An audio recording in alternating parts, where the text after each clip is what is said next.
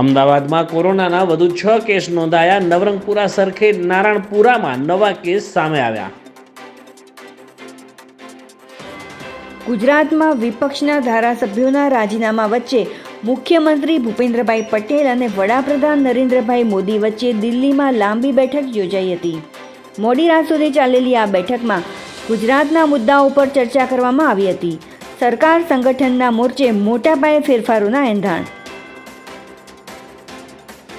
રાજ્યવાસીઓ ઠંડી માટે રહેજો તૈયાર. હવામાન વિભાગ 3 દિવસ બાદ તાપમાનનો પારો 1 થી 2 ડિગ્રી ગગડશે તેવી આગાહી. રાજ્યમાં આગામી 5 દિવસ વાતાવરણ સૂકું રહેશે.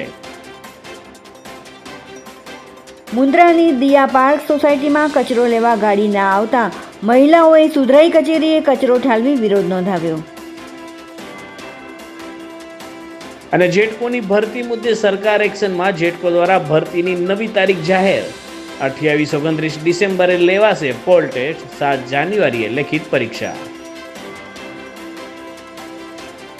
ભચાઉના લુણવા નજીક અરિહંત કોક ફેક્ટરીમાં 3 માળના સ્ટ્રક્ચરમાં આગ લાગી. ફાયર વિભાગે 3 કલાકે કાબુ મેળવ્યો.